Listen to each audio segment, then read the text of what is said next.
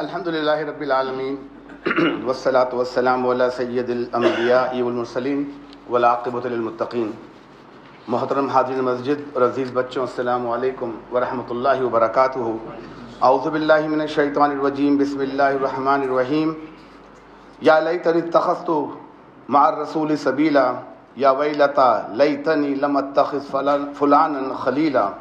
وقال اللہ تعالی بسم اللہ الرحمن الرحیم، یوم تقلب وجوہہم فی النار یقولون یا لیتنا اطعنا اللہ واطعنا الرسول وقالوا ربنا انا اطعنا سادتنا وکبراءنا فاضلونا السبیل ربنا آتیہم ضعفین من العذاب والعنہم لعنا کبیرا۔ صدق اللہ العظیم۔ رب اشرح لی صدری ویسر لی امری واحلل عقدۃ من لسانی یفقہوا قولی۔ اللہم علمنا رشدنا وعائذنا من شرور انفسنا، آمین رب العالمین۔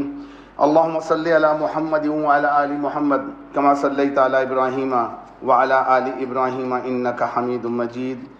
اللہم بارک علی محمد وعلی آل محمد کما بارکت علی ابراہیم وعلی آل ابراہیم انک حمید مجید۔ آخرت میں ہونے والی گفتگو، اللہ نے جو ہماری حسرتیں بیان کی ہیں ان پہ گفتگو چل رہی ہے۔ چوتھا جمعہ ہے شاید یہ، جس پر باتیں ہو رہی ہیں، تو بعد دفعہ لگے گا کہ اتنا لمبا موضوع کیوں کھنچ گیا۔ بات ہو رہی ہے آخرت کی جو ہمیشہ کے لیے۔ آخرت میں کوئی اینڈ نہیں ہوگا، اور جو فیصلے ہوں گے وہ ابدالآباد تک کے لیے ہوں گے، انفینٹی کے لیے، نیور اینڈنگ لائف۔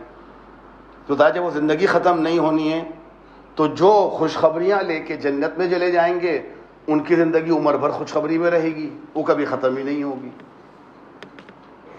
چاہے دنیا میں انہوں نے کتنی تکلیفیں اٹھائی ہوں، مصیبت میں رہے ہوں، انہیں کچھ یاد نہیں آئے گا۔ وہ صرف اگلی زندگی کو دیکھیں گے اور حال کی زندگی کو دیکھیں گے اور خوش و خرم رہیں گے۔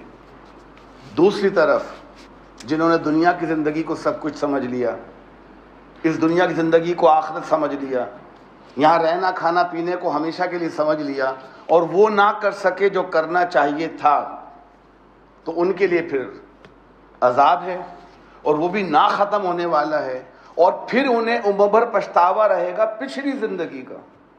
جنتوں کی یاد نہیں آئے گی، وہ تو جو گزر گیا، تکلیف دے اچھا برا جیسا گزر گیا، وہ تو حال اور مستقبل کو دیکھیں گے۔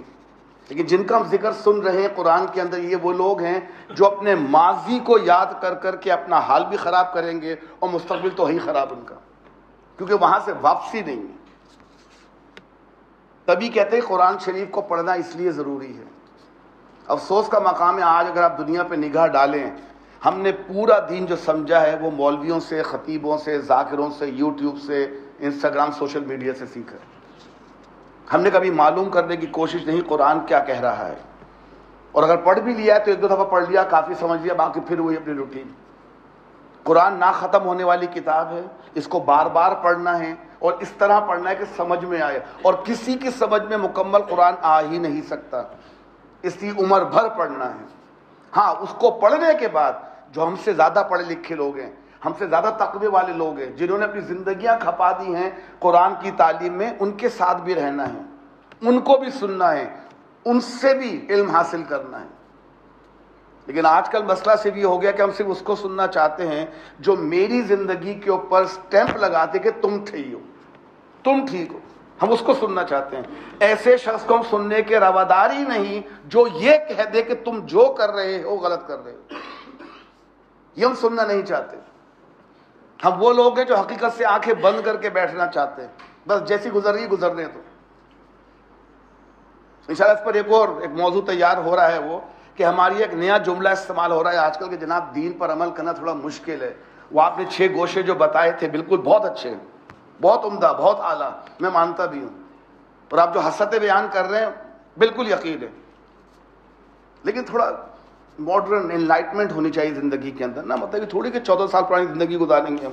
تو اس پر انشاءاللہ بات رہے گی کہ یہ انلائنمنٹ کے نام سے، یہ ماڈرنائزیشن کے نام سے جو نیا اسلام، کہ جی اسلام جو ہے وہ نئے طریقوں کے مطابق چلنا چاہیے، یہ جو فتنہ پھیلایا جا رہا ہے اس کا بھی قرآن نے جواب دیا ہے۔ اگر ہمارا یقین ہے کہ دین آخری ہے، نبی آخری ہے، کتاب آخری ہے، تو یقین جانیے، پھر یقین ہونا چاہیے کہ دنیا میں جب جہاں کہیں بھی ہوں گے قرآن ہدایت دے گا. کوئی مسئلہ ایسا نہیں ہے کہ جو ہم کہہ سکیں کہ دین میں اس کا حل نہیں ہے. اور اگر میں یہ کہہ دوں کہ دین میں اس کا حل نہیں ہے تو پھر مجھے ماننا پڑے گا کہ میرا دین پرانا ہو گیا. وہ 1000 سال تک کے لیے آیا تھا یا 1400 سال تک کے لیے آیا تھا، اب تھوڑا نیا ورژن آنا چاہیے. پھر یقین کرنا پڑے گا، پھر قرآن کی آیت نکالنی پڑے گی، الیوم اکملت لکم دینکم واتممت علیکم نعمتی ورضیت لکم الاسلام دینا. کہ اے نبی، ہم نے آج آپ کی زندگی میں قیامت تک آنے کے لیے دین کو مکمل کر دیا. واتممت علیکم نعمتی، اور جتنی نعمتیں دین میں ہو سکتی تھی ہم نے تمام کر دی. اور اب آج کے بعد سے قیامت تک دین صرف رہے گا. وَرَضِيتُ لَكُمُ الْإِسْلَامَ دِينًا، اور تمہارے دین کے لیے اسلام کو پسند کیا. یہاں دو لفظ ہیں، اسلام اور دین. دین کئی ہو سکتے ہیں.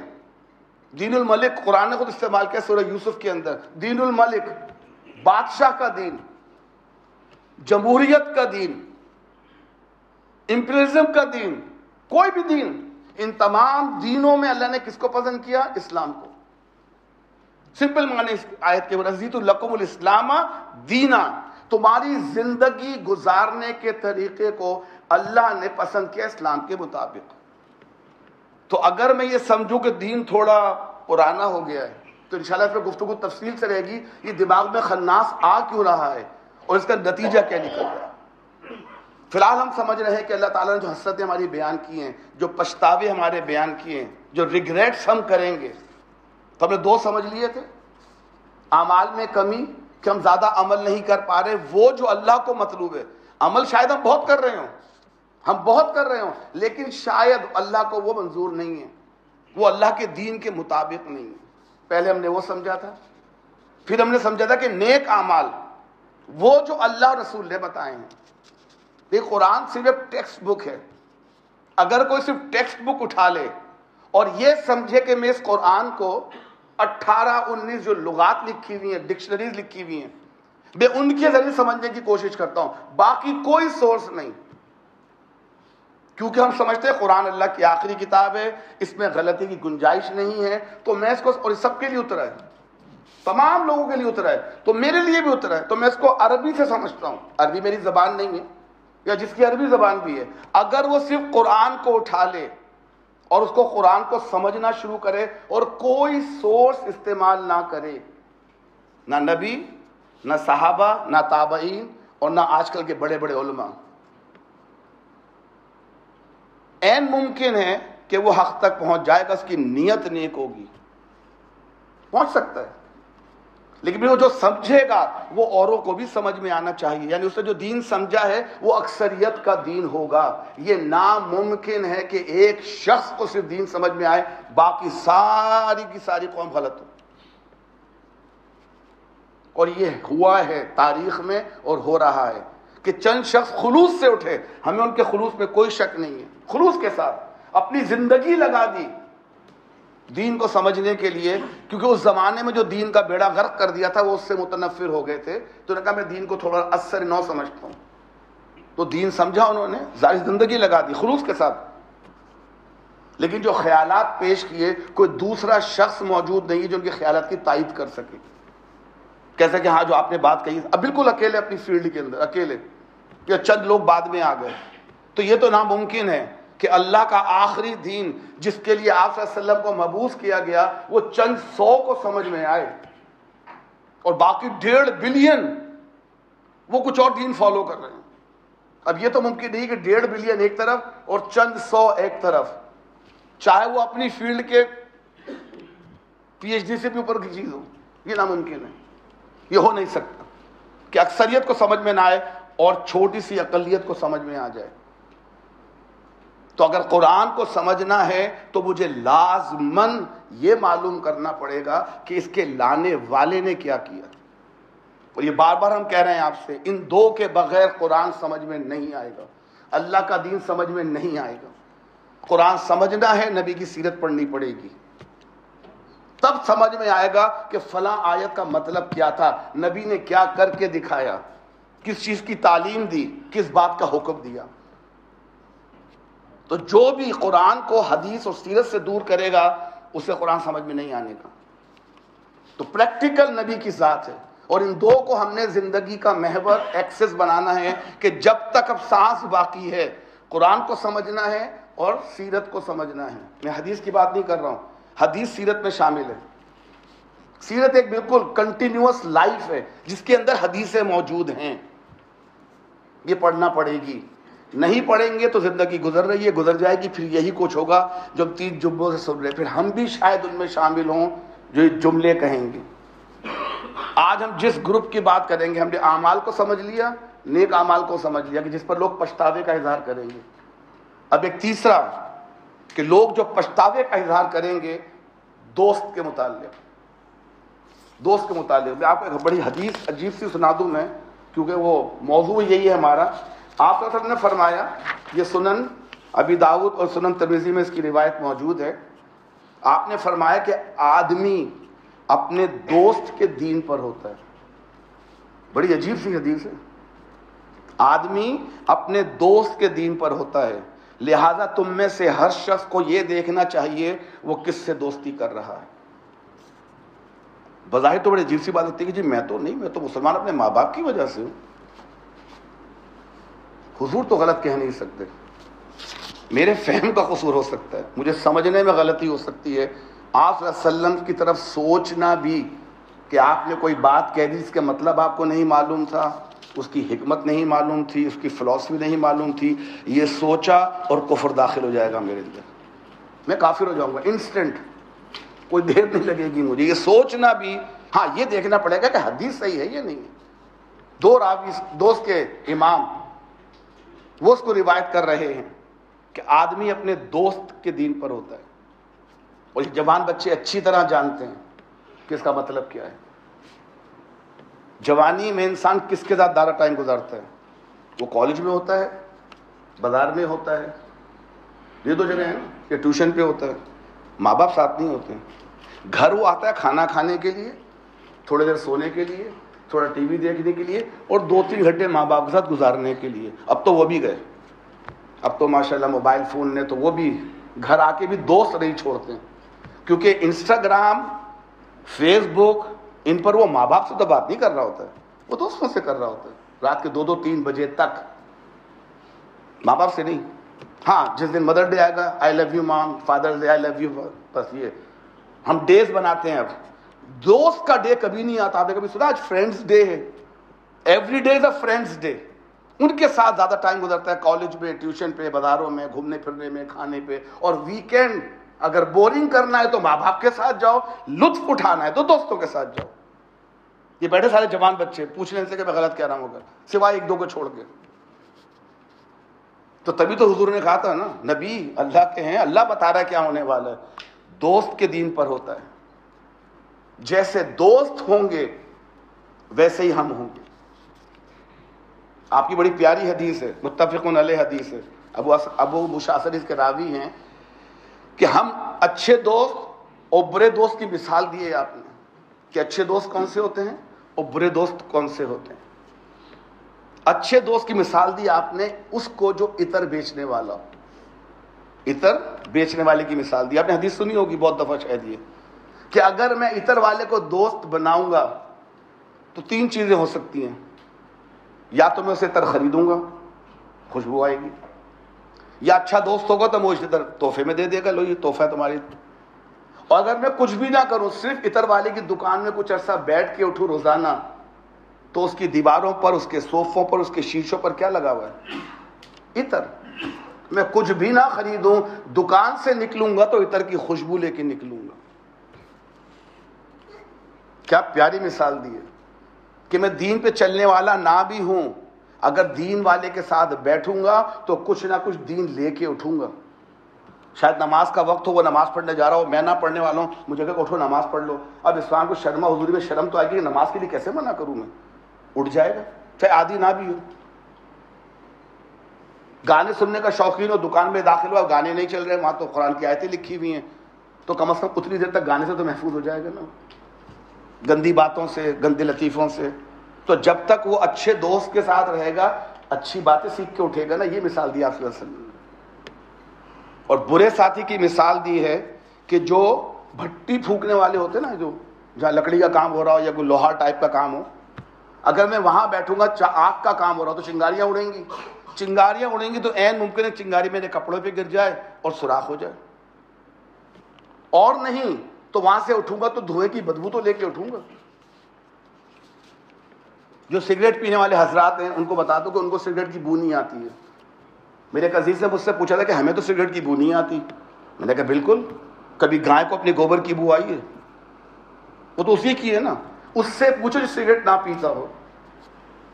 اگر میں گاڑی میں بیٹھا ہوں, بس میں بیٹھا ہوں, کوئی سگریٹ پی رہا ہوں اور میں نہ پی رہا ہوں, گاڑی سے اتر کے گھر آؤں گا تو بچے پوچھیں گے ابا سگریٹ پی کر آئے کیا؟ یہ تو سمجھ میں آئے گی نا مثال, بھٹی کی جیسے سمجھ میں نہ آئے. آپ کسی ایسے ماحول میں بیٹھ جائیں جب سگریٹ پی جا رہی ہو, آپ کے کپڑوں سے سگریٹ کی بو آئے گی جبکہ آپ نے سگریٹ کو ہاتھ نہیں لگایا. یا دوسرے کسی چھوٹے ریسٹورینٹ میں چلائیں جو دیسی ہو, ہمارا پاکستانی, ہندوستانی, بنگلہ دیشی ریسٹورینٹ جہاں فرائی کھانے کھائے جاتے ہیں, کباب, ہر چیز فرائیڈ ہوتی ہے. اگر وہاں سے اٹھ کے باہر آئے اور ساتھی سے پوچھے کپڑے سونگو, کچن کی خوشبو آئے گی کیا کپڑوں سے؟ حالانکہ آپ کچن میں نہیں گئے تھے, آپ اس ماحول میں بیٹھے تھے جو کمرہ بند تھا اور پیچھے کچن میں چیزیں تلی جا رہی تھیں. ضمن یہ بھی سمجھ لیجئے, جمعے کے دن آیا کریں تو کسی دوسرے سے پوچھا کریں مجھے سونگ کے دیکھو کھانے کی خوشبو تو نہیں آ رہی. کتنی عجیب سی بات ہے, جمعے کی نماز میں آ کے اللہ اکبر کہوں اور 3 لوگ ادھر اور 3 لوگ ادھر, ان کو بریانی اور نہاری کی خوشبو آ رہی ہے میرے پاس.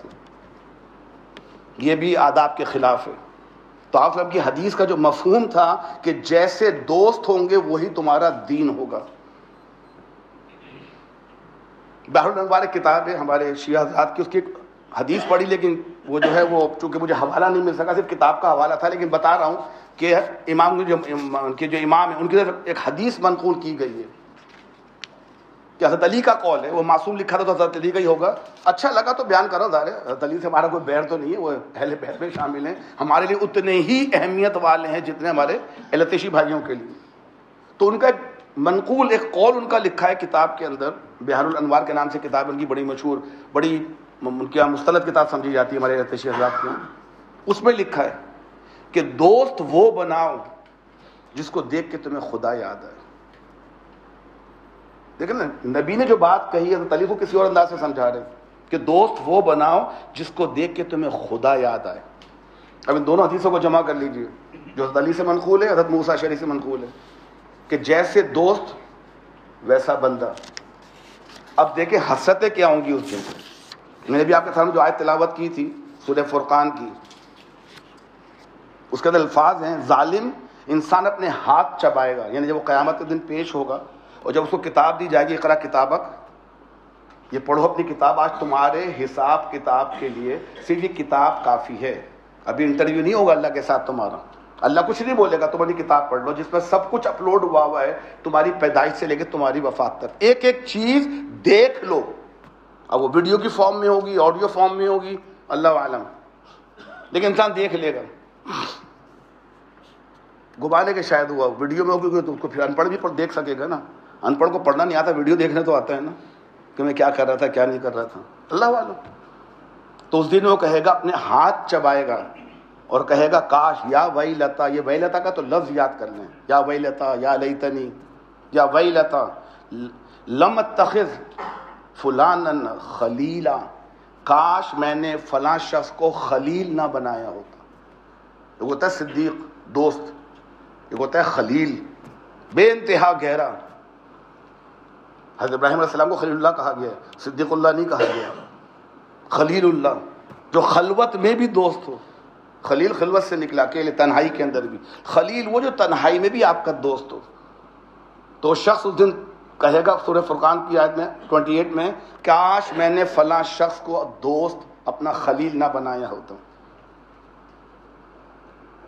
آج ہم جو دین سے دور ہو رہے ہیں, ہماری نئی نسل جو دین سے دور ہو رہی ہے, اس کی وجہ کیا ہے؟ ماں باپ نے, بچے تو چلے ان کو تو نہیں معلوم کہ دوست کیسے بنانے چاہیے. کالج گئے, چند چرخے لگے, کمپنی بن گئی, کیمسٹری مل گئی ان کی آپس میں, دوست بن گئے. بعض دفعہ پیرنٹس کو معلوم ہی نہیں ہوتا کہ میرے بچے یا میری بچی کے دوست ہیں کون, کیا کرتے ہیں, خاندان کیسا ہے, گھر کا ماحول کیسا ہے.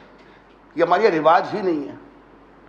اور جن کو آپ گالیاں بکتے ہیں، جن کے لیے ہماری نماز کا دعا مانگتے ہیں کہ اللہ ان کو جہنم میں ڈال دے، ان کو نیست و نابود کر دے، ان کی توپوں میں کیڑے ڈال دے، روز دعا کرتے نہیں کرتے ہم؟ ہمارے یہاں بھی دعا ہوگی نا، وہ کافر کو مار دے، کافر کو یہ کر دے، کافر کو وہ کر دے۔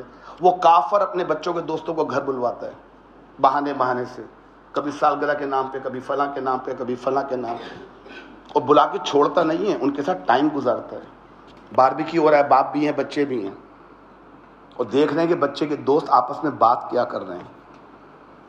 دیکھیں دوستی کھل کے سامنے آ جاتی ہے، جملے جھڑ کے سامنے آ جاتے ہیں۔ They spend time with them.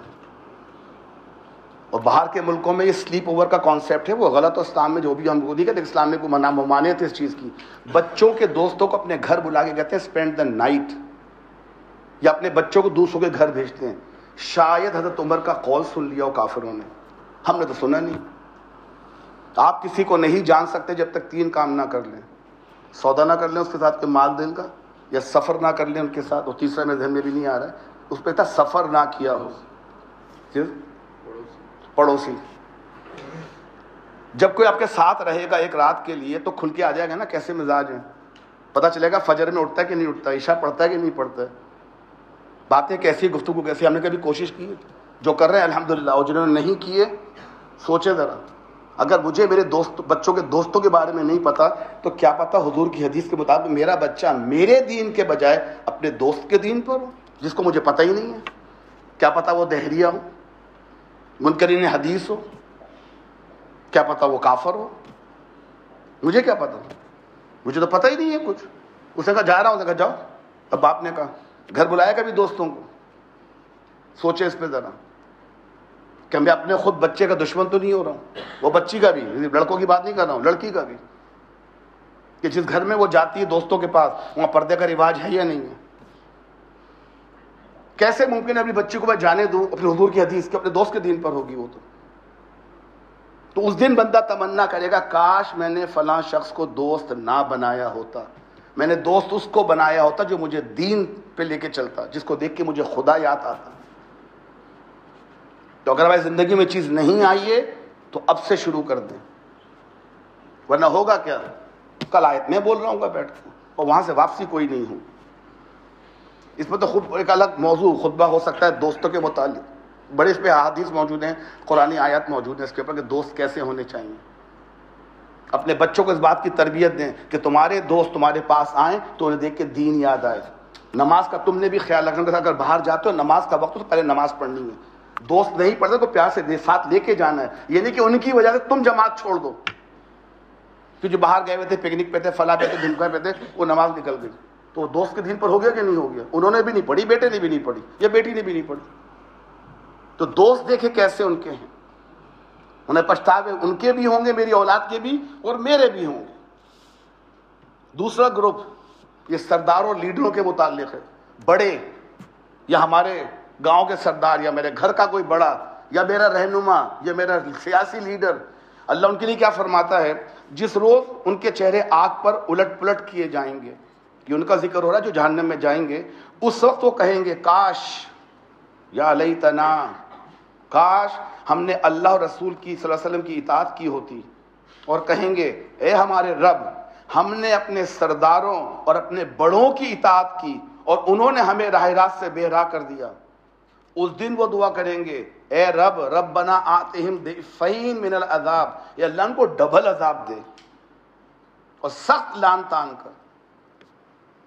وہاں تو انہیں گالیاں بکیں گے، تبرہ کریں گے، تبرہ برا بھلا کہیں گے، بد دعائیں کریں گے ان کے لیے، اور دنیا میں کیا حال تھا ان کے سامنے جھکے رہتے تھے، بڑے نے کہہ دیا اب آگے تو کچھ کہہ نہیں سکتے، ان کی بات اب ایسے مانتے تھے کہ ان کا قول نبی کا قول ہے۔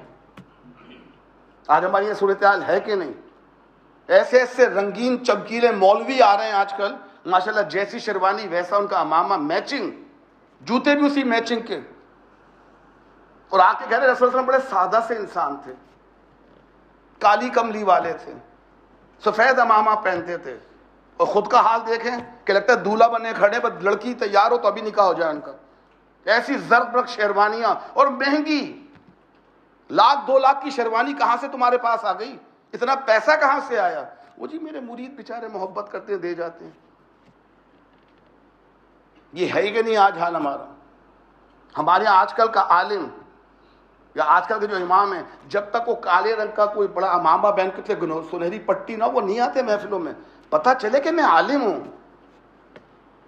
اور جو بڑے لوگ ہیں، اگر آپ میں سے کسی نے محمد تقی عثمانی صاحب کا نام سنا ہو، یہ وہ شخص ہے جن کو خانہ کعبہ کی چابی دی گئی تھی۔ جب مسجد قابوس کا افتتاح کیا گیا تھا تو ان کو خاص طور بلوایا گیا تھا پاکستان سے۔ ایک نام ہے ان کا، بے انتہا بڑے عالم دین۔ ان کے والد محترم مولانا مفتی شفیع مرحوم پاکستان کے مفتی اعظم تھے، اتنی عظیم شخصیت۔ کراچی میں ان کی مسجد جہاں وہ درس دیتے ہیں آ کے، تو میں جب پہلی بار پاکستان آیا، میں نے آ کے دیکھا، نام سنا ہے کہ چلو کو سن کر آتے ہیں۔ اور وہ سب مجمع میں بیٹھے میں، ایک کرسی رکھی تھی سادی سی، اب ہم انتظار کر رہے ہیں کہ 4-5 گارڈ آئیں گے، ہٹو بچوں، ایک صاحب آئیں گے بڑا امامہ پہن کے، بڑی خوبصورت پگڑی پہن کے، اور جناب ایک ماحول سا ہوگا نا، انگوٹھیاں مالائیں ہوں گی۔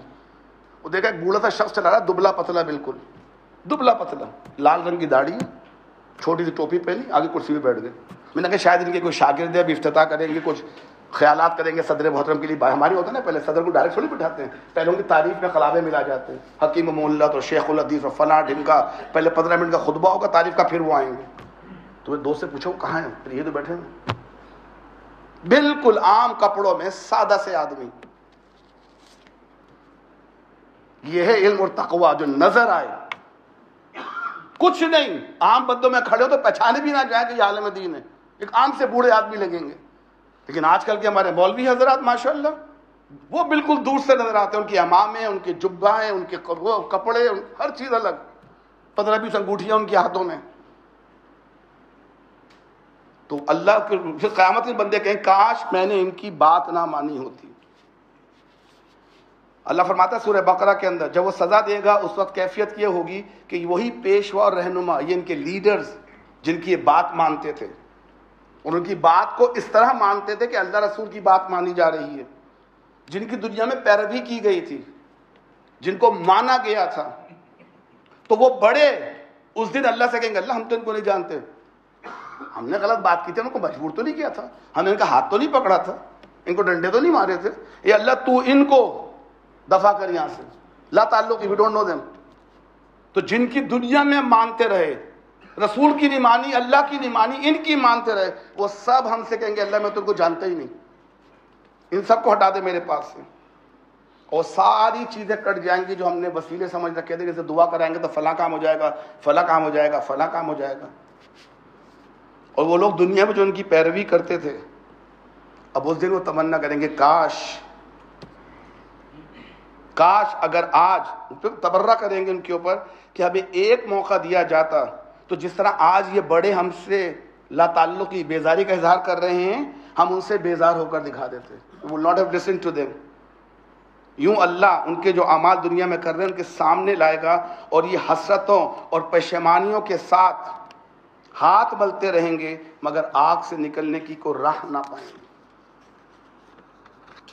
دیکھیں یہ جو ہم نے آج اپنے خود ساختہ لیڈر بنا لیے نا، جو اپنی پسند کے ہم نے سمجھ کے رکھ لی کہ بس یہی صحیح ہے، اس کے علاوہ کسی کو سنتے نہیں ہیں، ان کو کمپیئر نہیں کرتے۔ کمپیئر کس سے کریں گے؟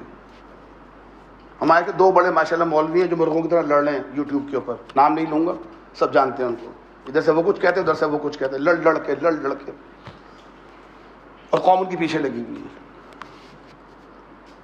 اور دونوں ماشاءاللہ، خیر ایک تو پیسے نہیں لے رہے ہیں، وجہ ہوگی کوئی نہ کوئی، دوسرا آپ کما رہے ہیں، آپ یوٹیوب پر آ جائے 2-3 ملین ہو جائے تو آپ کو پیسے آنے شروع ہو جاتے ہیں۔ لینڈ کروزر میں گھومتے ہیں ماشاءاللہ، لینڈ کروزر میں۔ نبی کے بعد ایک گدھی تھی اور ایک گھوڑا تھا اور ایک اونٹنی تھی، گھوڑے کا تو نہیں پتا، اونٹنی کا اور گدھی کا تو سب ان کے پاس تھی وہ، اور انہی کے نام پہ محفلوں کی بات کر کے، سادگی کا ذکر کر کے لینڈ کروزر میں بیٹھتے ہیں۔ اور وہ جو دین سکھا رہے ہیں ہمارے بچے ماشاءاللہ انجوائے کر رہے ہیں اس کو، لیکن کمپیئر کس سے کریں گے؟ نہ قرآن کا پتہ نہ حدیث کا پتہ، بس جو اس نے کہہ دیا مجھے اچھا لگا، جو اس نے کہہ دیا مجھے اچھا لگا۔ ان کا کام ہی ہے، آپ کو اس بات پہ اپیل کریں گے جو آپ کو سننا ہے، جو آپ سننا چاہتے ہیں اسی پہ اپیل کریں گے، آپ کہیں گے واہ واہ صاحب واہ واہ۔ اور کبھی یہ کو معلوم کرنے کی کوشش نہیں کی جو باتیں یہ کہہ رہے کہ نبی نے کہیں بھی تھی کہ نہیں کہیں تھی۔ اب تو زندگی بہت آسان ہو گئی ہے، آپ کو وہ ذرائع میسر ہے جو امام بخاری رحمۃ اللہ علیہ کو میسر نہیں تھے، انہوں نے زندگیاں لگائی تھیں تو جا کے حدیثیں جمع کی تھی، ان پہ تحقیق کرنی پڑی، ان کو کتابیں اویلیبل نہیں تھیں، لوگوں سے سننا پڑا جا کر۔ مہینوں کا سفر کیا ہے، بخارا کی طرح رشیا کے اندر، وہاں سے نکلے ہیں، مکہ مدینہ ایجپٹ کہاں کا نہیں گھومے، عراق، تاکہ معلوم کریں حدیثیں جو بیان کر رہا خود اس سے سنتے تھے، جا کے خود سنتے تھے. سنی سنائی باتوں پہ یقین نہیں کر رہے ہیں، وہ سنی نہیں تھے، وہ مسلمان تھے. سنی تو سن سن کے سن پڑا ہوا ہے. آج آپ اٹھائیے کوئی بھی اپلیکیشن، اسلام 360 کے نام سے موجود ہے، اٹھائیے اپلیکیشن، بٹن دبائیے، پوری کتابوں کے حوالے موجود ہیں. اگر غلط ہے کہ ان کو کسی اور جگہ جا کے ڈھونڈ لیجیے. حدیث آپ کے سامنے، اب آپ کے ہاتھ کے اندر ہیں. 6 کی 6 صحیح ستہ، اس کے علاوہ جو مشہور کتابیں اور موجود ہیں، 6 تو صحیح ستہ کہلاتی نا ہماری، اس کے علاوہ 10 کتابیں اور ہیں حدیث کی، ساری موجود ہیں. Click of a button and you will find out یہ حدیث ہے کہ نہیں ہے. پورا قرآن اس نے پانی کر دیا کتاب. کوئی آیت کا معنی آپ کو معلوم ہے، اردو کے لفظ وہ ٹائپ کرے آپ کو آیتیں نکال کے دے دے گا، ساری آیتیں. اتنی آسانی کے باوجود تو دین نہ سمجھوں تو پھر میں یہی کروں گا جو قرآن کہہ رہا ہے. کاش کاش کاش قرآن کا یہ مطالبہ نہیں کہ زندگی چھوڑ کے جا کے کسی غار میں بیٹھ جائے، مسجد میں جا کے بیٹھ جاؤ اور جا کے اللہ اللہ کرتے رہو. یہ اسلام کا تقاضا کبھی رہا ہی نہیں ہے، کبھی نہیں رہا. آپ صلی اللہ علیہ وسلم غار میں بیٹھا کرتے تھے جب تک نبی نہیں بنے. نبی بننے کے بعد کوئی ثابت کرتے آپ دوبارہ غار گئے ہیں. صرف ایک دفعہ غار گئے تھے، غار ثور، وہ بھی ہجرت کے لیے، دین کے لیے نہیں گئے تھے، دین سیکھنے کے لیے یا کوئی وہ ریاستیں اور چلہ کاٹنے کے لیے نہیں گئے تھے. ہجرت کر رہے تھے، دین کو نافذ کرنے کے لیے، تو غار گئے تھے. بتاتے حضور کبھی غار گئے ہیں. یہ مدینے میں کہیں جا کے کسی مسجد میں جا کے بیٹھ گئے مہینے 2 مہینے کے لیے، یا کسی چلے پہ گئے ہوں 40 دن کے لیے. جب بھی باہر نکلے ہیں صرف جنگ کے لیے نکلے. مدینے میں جنگ کے لیے نکلے، ورنہ مدینے سے باہر آپ نہیں گئے. مدینے کو گڑھ بنا کے وہاں دین نافذ کر کے دکھا دیا کہ دین پہ عمل کیسے ہوتا ہے. اس میں تمام چیزیں شامل ہیں، تبلیغ بھی شامل ہے، اس میں ہر چیز شامل ہے. تبلیغ کے لیے صحابہ کو بھیجا ہے. تو بات یہ کہ میں کیا کرنا چاہتا ہوں، چند آخری بات ہے کہ اللہ ہم سے دیکھیں، اس کی محبت کا عالم دیکھیں. وہ جانتا ہے میرے بندے غلطیاں کر رہے ہیں، گناہ کر رہے ہیں، نادانی میں ہیں. تو اللہ فرماتے سورہ آل عمران میں، وہ دن آنے والا ہے جب ہر نفس اپنے کیے کا پھل حاضر پائے گا، خواہ اس نے بھلائی کی ہو یا برائی. اس روز آدمی یہ تمنا کرے گا کہ کاش ابھی یہ دن اس سے بہت دور ہوتا. تو اللہ کہتا ہے ابھی تم زندہ ہو نا، یہ قرآن زندوں کے لیے اترا ہے، مردوں کے لیے تو نہیں اترا ہے نا. آپ جا کے خبریں پڑھنا شروع کر دیں، اس کو کیا پتا آپ کیا پڑھ رہے ہیں، وہ تو گیا دنیا سے. اور جو پڑھ رہا ہے اس کو بھی نہیں پتا کیا پڑھ رہا ہے. سورہ یاسین سنانے والا اور سننے والا بیمار دونوں کو نہیں پتا کیا پڑھ رہے ہیں. وہ جادو منتر کی کتاب سمجھی ہوئی ہے، سورہ یاسین پڑھوں گا فرشتہ ڈر کے بھاگ جائیں گے، سیدھا جنت میں جائے گا وہ، اور خود نہیں پتا پڑھ کیا رہا ہے وہ. تو اللہ کہتا ہے کہ دیکھو تمہیں اپنے آپ سے ڈراتا ہے، اللہ تمہیں اپنے آپ سے ڈراتا ہے. کیوں؟ وہ اپنے بندوں کا نہایت خیر خواہ ہے. ہمارا رب رحیم اور رحمان، ودود اور غفور پہلے ہے. اس دنیا میں وہ ان تمام چیزوں کا مالک بے انتہا، رحیم، غفار، ودود، ستار، عیب چھپانے والا. دیکھیے قیامت کے دن اللہ پھر جبار ہوگا، قہار ہوگا، سریع الحساب ہوگا. تو دنیا میں اللہ کہہ رہا ہے کہ دیکھو میں بے انتہا تمہارا خیر خواہ ہوں. سورہ بقرہ میں اللہ فرماتا ہے اگر وہ ایمان اور تقوی کی روش اختیار کرتے تو اللہ کے ہاں کا جو بدلہ ملتا وہ ان کے لیے بہتر ہوتا. اب اللہ کہہ رہا ہے کاش انہیں خبر ہوتی. ایک دیکھیں پیار بھرے انداز میں اللہ کو کاش کہنے کی کیا ضرورت ہے. اس نے تو ہمیں بنایا ہے، وہ ہمارے فیوچر سے تک واقف ہے. جنت اس کی، دوزخ اس کی، فرشتے اس کے، نبی اس کی، کتابیں اس کی. لیکن اس کی محبت کا عالم دیکھیں، وہ ہمارے لیے کہہ رہا ہے ہماری زبان میں، کاش انہیں خبر ہوتی کہ میں کتنا رحمان اور رحیم تھا. کاش انہیں خبر ہوتی میں نے زندگی کے چند سال ان سے مانگے تھے. چند سال، بچپن کے مائنس کر دے، بڑھاپے کے ویسے ہی بیکار ہو جاتے ہیں. 30-40 سال ٹوٹل، جب انسان بااختیار ہوتا ہے، انڈیپینڈنٹ ہوتا ہے، سوچے سمجھنے کے کرنے کے قابل ہوتا ہے. یہ 40 سال اللہ نے مانگے تھے کہ میرے طریقے کے مطابق گزار دو، اس کے بعد انفینٹی تمہاری ہے. تو اللہ کہتا ہے کاش انہیں یہ خبر ہوتی. اللہ فرماتا ہے کہ کاش جو کچھ عذاب کو دیکھ کر ان کے سوجنے والا ہے، یعنی جو عذاب کو دیکھ کر انہیں خیال آئے گا وہ آج ان ظالموں کا سوج جائے. یہ ساری طاقتیں، سارے اختیارات اللہ کے قبضے میں ہیں، اور یہ کہ اللہ سزا دینے میں بہت سخت ہے. کاش اللہ کہہ رہا ہے کہ تمہیں معلوم ہو جائے کہ زندگی تو تم وہاں جا کے باتیں کرو کہ تم اگر آج معلوم ہو جائے کہ اس دن کا اختیار صرف اللہ کے پاس ہے، کسی ولی، کسی نبی، کسی پیر کے پاس نہیں۔